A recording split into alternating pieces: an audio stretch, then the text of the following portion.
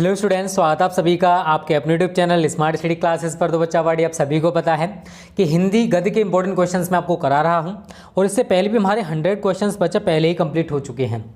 आज से हम 100 क्वेश्चंस की एक और सीरीज स्टार्ट कर रहे हैं। तो टोटल आपको 200 क्वेश्चंस कराएंगे। उसके बाद 200 क्वेश्चंस बच्चों आपको हिंदी काव्य के भी कराने वाले हैं। ये वीडियो थोड़ा सा डिले हो गई है, थोड़े बहुत टाइम पे बाद आ रही है बच्चों, बट अब हम कोशिश करेंगे कि आपको रेगुलर बेसिस पे वीडियोस दे सकें, क्योंकि यार हमें सिलेबस भी कंप्लीट करना है। तो अब आपको रेगुलर बेसिस पे वीडियोस मिलने वाली हैं। ट्रस्ट रखो, सिलेबस बहुत अच्छे से कवर कराएंगे, हर चीज़ आपको बताएंगे। थोड़ा बिजी चल रहे थे यार, इसी वजह से बच्चा हम थोड़ा सा आपको वीडियोस नहीं दे पा रहे थे, ठीक है। तो बच्चों थोड़ा सा हम लोग जान लेते हैं काल विभाजन के बारे में। देखो ये काल के नाम है पूर्व भारतेंदु युग, भारतेंदु युग, द्विवेदी युग, छायावाद युग, छायावादोत्तर युग। अब देखो पूर्व भारतेंदु युग की अगर हम समय सीमा की बात करें बच्चों, तो ये 13वीं शताब्दी के मध्य से स्टार्ट हुआ था और 1868 ईस्वी तक चला। उसके बाद आपका भारतेंदु युग आया। भारतेंदु युग की समय सीमा है बच्चों सन 1868 से 1900 ईस्वी तक। उसके बाद द्विवेदी युग आया बच्चों, और द्विवेदी युग की समय सीमा है 1900 से 1922 ईस्वी तक। उसके बाद बच्चों छायावादी युग आया। ये आपको जो समय विभाजन और काल का नाम दिखाई दे रहा है, इसको अच्छे से प्रिपेयर कर लेना, क्योंकि इसकी जरूरत हमें आगे जाके पड़ती रहती है। तो छायावादी युग है बच्चों, ये सन 1919 से 1938 ईस्वी तक चला। उसके बाद आया छायावादोत्तर युग, जो कि अभी भी चल रहा है। सन 1938 ईस्वी से स्टार्ट हुआ था बच्चों और वर्तमान तक, मतलब अब भी ये चल रहा है। तो ये थोड़ा सा बेसिक है जो आप सभी को जानना चाहिए, ठीक है। उसके थोड़ा सा बेसिक और मैं आपको बता रहा हूँ बच्चों, इसकी भी जरूरत हमें आगे जाके पढ़ने वाली है। तो यहाँ पर आप देख सकते हो मैंने लिखा है बच्चों, विधा की प्रथम रचना और उनके रचनाकार। तो खड़ी बोली हिंदी की जो प्रथम रचना है, अगर आपसे पूछी जाती है कि खड़ी बोली हिंदी की प्रथम रचना बताइए बच्चों, तो वो है गोरा बादल की कथा। और इसके जो रचनाकार हैं बच्चों वो कौन है? जटमल। तो खड़ी बोली हिंदी की जो प्रथम रचना है वो गोरा बादल की कथा है और इसके रचनाकार बच्चा पार्टी जटमल है। उसके बाद हिंदी का प्रथम नाटक, ये भी बहुत ज़्यादा पूछा जाता है। तो हिंदी का जो प्रथम नाटक है बच्चों वो नहुष है और इसके जो रचनाकार हैं वो हैं गोपाल चंद्र गिरधर दास। कौन है? गोपाल चंद्र गिरधर दास। और बच्चों मैं आपको 20 क्वेश्चंस एक वीडियो में कराने वाला हूं। तो आज मैं आपको 20 क्वेश्चंस कराऊंगा, कल 20 कराऊंगा, फिर 20, फिर 20, ऐसे करिए 5 दिन में हमारे 100 क्वेश्चंस कंप्लीट हो जाएंगे। फिर हिंदी काव्य के इंपॉर्टेंट क्वेश्चंस हम लोग स्टार्ट कर देंगे, ठीक है। उसके बाद है बच्चों हिंदी का प्रथम उपन्यास। तो देखो हिंदी का जो प्रथम उपन्यास है बच्चों, ये आप सभी को याद रखना है, परीक्षा गुरु है और इसके जो रचनाकार हैं वो हैं लाला श्रीनिवास दास। कौन है? लाला श्रीनिवास दास हैं। उसके बाद बच्चों है हिंदी की प्रथम कहानी, बहुत ज़्यादा पूछी जाती है, आपसे भी पूछी जा सकती है कि हिंदी की प्रथम कहानी इनमें से कौन है? सही बताइए। सही आंसर हमको चूज़ करना होता है बोर्ड एग्जाम जब आप देने जाओगे, तो आप इतना तो जानते हो। तो हिंदी की प्रथम कहानी है बच्चों इंदुमती और इसके रचनाकार की बात करें बच्चा पार्टी तो वो है किशोरी लाल गोस्वामी। उसके बाद हिंदी का प्रथम यात्रा व्रत, तो हिंदी का प्रथम यात्रा व्रत है बच्चों सरयू पार की यात्रा और इसके जो रचनाकार हैं बच्चों वो हैं भारतेंदु हरिश्चंद्र।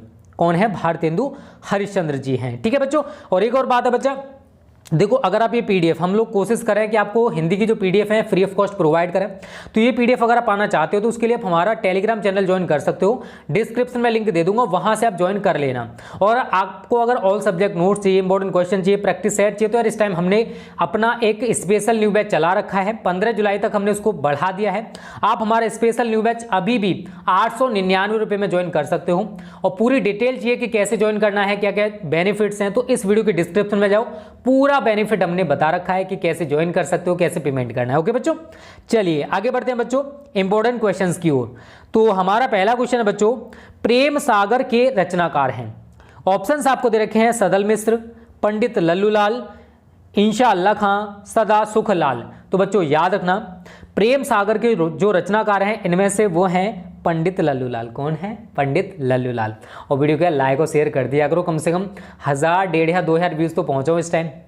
अभी हम लोग कोशिश कर रहे हैं यार आपको लाइव एंड स्मार्ट देने की, रियल में बता रहा हूँ, बहुत ज़्यादा मेहनत हम लोग उधर साइड कर रहे हैं। आपको लग रहा होगा कि हम आपको चूना लगा रहे हैं, बट ऐसा नहीं है यार, हमें भी चिंता है। देखो 1000, 1500 व्यूज से कुछ नहीं होता है। 3,500, 4,000 व्यूज़ पे ना बच्चा $1 बनता है। अगर आप इनकम के सोर्स से देखोगे ना, तो यार हम टीचर्स को अपनी तरफ से पे कर रहे हैं इस टाइम, रियल में बता रहा हूँ, क्योंकि हम आगे का सोच रहे हैं कि आगे हम लोग जब लाइव एंड स्मार्ट लाएंगे तो एक अलग ही लेवल से आपकी तैयारी कराने वाले हैं। तो थोड़ा सा पेशेंस रख लीजिए, ठीक है। सेकंड क्वेश्चन है बच्चों, अष्टयाम के रचयिता हैं। ऑप्शंस आपको दे रखे हैं गोकुलनाथ, वल्लभाचार्य, नाभादास, तुलसीदास। और ये 20 क्वेश्चन आज ही तैयार कर लेना। तो बच्चों अष्टयाम के जो रचनाकार हैं वो हैं नाभादास जी। कौन है? नाभादास जी। ठीक है, चलिए आगे बात करते हैं बच्चों। तीसरा क्वेश्चन है श्रृंगार रसमंडन के रचयिता हैं। श्रृंगार रसमंडन को किसने लिखा है या इसके रचयिता कौन है? ऑप्शंस आपको दे रखे हैं भारतेंदु हरिश्चंद्र, महादेवी वर्मा, गोसाई विट्ठलनाथ, राधाचरण गोस्वामी। तो बच्चों आप सभी को याद रखना है श्रृंगार रसमंडन के जो रचयिता हैं वो हैं गोसाई विट्ठलनाथ जी। कौन है? गोसाई विट्ठलनाथ जी। चलिए आगे बढ़ते हैं बच्चों। चौथा क्वेश्चन है भारतीय युग से पूर्व गद्य के लेखक हैं। तो भारतीय युग से पूर्व गद्य के लेखक कौन है ये हमसे पूछा है बच्चों। ऑप्शंस हमको दे रखे हैं मुंशी सदा सुखलाल, रामचंद्र शुक्ल, बालकृष्ण भट्ट, महादेवी वर्मा। तो बच्चों आप सभी को याद रखना है भारतीय युग से पूर्व के जो गद्य के लेखक हैं वो बच्चा इनमें से जानते हो कौन है? आपको तो नहीं पता है, मैं बताने वाला हूँ, क्यों टेंशन ले रहे हो। मुंशी सदा सुखलाल जी हैं। कौन है? मुंशी सदा सुखलाल जी हैं। पांचवा क्वेश्चन है बच्चों हिंदी गद्य साहित्य के जनक माने जाते हैं, मतलब हिंदी साहित्य का जनक किसको माना जाता है? ऑप्शंस बच्चा पार्टी आपको दे रखे हैं आचार्य रामचंद्र शुक्ल, पंडित लल्लूलाल, भारतेंदु हरिश्चंद्र, इंशाअल्लाह खां। तो बच्चों आप सभी को ध्यान में रखना है और याद रखना है हिंदी साहित्य या हिंदी गद्य साहित्य के जो जनक हैं जो माने जाते हैं वो हैं बच्चा पार्टी भारतेंदु हरिश्चंद्र जी। कौन है? भारतेंदु हरिश्चंद्र जी। चलो बच्चों आगे बात करते हैं। छठा क्वेश्चन है हमारा खड़ी बोली गद्य की प्रथम रचना है। खड़ी बोली गद्य की प्रथम रचना हमसे पूछिए कौन है? ऑप्शंस आपको दे रखे हैं कवि वचन सुधा, गोरा बादल की कथा, कामायनी, चिदम्बरा। तो बच्चों आप सभी को याद रखना है खड़ी बोली गद्य की जो प्रथम रचना है इनमें से वो है गोरा बादल की कथा। कौन है बच्चा? गोरा बादल की कथा। समझ में आ गया ना? ये क्वेश्चंस बच्चों आप एक बार दो बार कॉपी पे लिख लोगे तो आपको अच्छे से प्रिपेयर हो जाएंगे। और पीडीएफ हम आपको अपने टेलीग्राम चैनल पर प्रोवाइड कर देंगे फ्री ऑफ कॉस्ट। जो पीडीएफ फ्री ऑफ कॉस्ट देने की संभावना उनको हम देने की कोशिश करेंगे, क्योंकि ये बिना पीडीएफ के आप इनको अच्छे से नहीं लगा पाओगे। ठीक है बच्चा? तो हम ये नहीं कि पेड स्टूडेंट्स का ही ख्याल रखेंगे यार, आप भी हमारे स्टूडेंट्स हो तो आपका भी ख्याल रखा जाएगा। ठीक है? कंप्लीट स्टडी मटेरियल नहीं बट कुछ तो हम आपको दे ही सकते हैं। चलिए बच्चों सातवां क्वेश्चन है हिंदी साहित्य का इतिहास के लेखक हैं। ऑप्शंस आपको दे रखे हैं हजारी प्रसाद द्विवेदी, रामचंद्र शुक्ल, डॉक्टर नगेंद्र, डॉक्टर राम कुमार वर्मा। तो बच्चों आप सभी को याद रखना है हिंदी साहित्य का इतिहास इसके जो लेखक हैं वो हैं रामचंद्र शुक्ल जी। कौन है? रामचंद्र शुक्ल जी। चलो बच्चों आगे बढ़ते हैं। आठवां क्वेश्चन है काशी नागरी प्रचारी सभा की स्थापना किसने की? ऑप्शंस आपको दे रखे हैं रामचंद्र शुक्ल, बाल मुकुंद गुप्त, श्याम सुंदर दास, मिश्र बंधु। तो बच्चों आप सभी को ध्यान रखना है काशी नागरी प्रचारी सभा की जो स्थापना है बच्चों वो श्याम सुंदर दास जी ने की। किसने की? श्याम सुंदर दास जी ने की थी। यहां तक सॉरी बच्चों आठवां क्वेश्चन है ना? हाँ, आठवें क्वेश्चन का राइट आंसर है आपका श्याम सुंदर दास जी। ठीक है? चलिए बच्चों नवा क्वेश्चन है द्विवेदी युग का नामकरण हुआ है, मतलब किसके नाम पर द्विवेदी युग पड़ा है वो हमसे पूछा गया है। ऑप्शंस हमको दे रखे हैं महावीर प्रसाद द्विवेदी के नाम पर, हजारी प्रसाद द्विवेदी के नाम पर, जयशंकर प्रसाद के नाम पर, राम कुमार वर्मा के नाम पर। देखो ये दो ऑप्शंस तो हो ही नहीं सकते क्योंकि उसने द्विवेदी युग पूछा है, तो द्विवेदी जिसके पीछे आएगा वही राइट ऑप्शन होने वाला है। तो बच्चा इनमें से एक सस्पेंस में है, तो इसका राइट आंसर है आपका महावीर प्रसाद द्विवेदी के नाम पर द्विवेदी युग का नामकरण हुआ था। यहाँ तक सभी को सब कुछ समझ में आ गया होगा। अगला क्वेश्चन है बच्चों भारतीय युगीन गद्य की जो समय सीमा है वो क्या है? और ये आपको मैं पहले ही बता चुका हूँ। तो इसका राइट आंसर है सन 1850 से 1900 ईस्वी। तो किसी भी क्वेश्चन में आपको डाउट लगता है आप हमें कमेंट करके बता सकते हो। कमेंट बॉक्स आपके लिए बना होता है, हम कमेंट का रिप्लाई कोशिश करेंगे कल से देने की, क्योंकि हम थोड़ा थोड़ा फ्री हो रहे हैं। तो कमेंट का आंसर आपको कल देने की कोशिश करेंगे आप जो भी कमेंट करोगे बच्चा। ठीक है?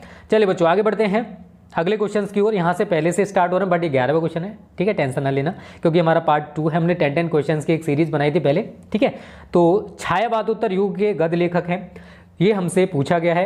ऑप्शंस हमको दे रखे हैं विद्यानिवास मिश्र, रामचंद्र शुक्ल, गुलाब राय, डॉक्टर श्याम सुंदर दास। तो बच्चों आपको याद रखना है छायावादोत्तर युग छायावादी युग के बाद आया था जो कि प्रेजेंट टाइम में भी चल रहा है। तो छायावादोत्तर युग के जो गद्य लेखक हैं बच्चों वो हैं विद्यानिवास मिश्र जी। कौन है?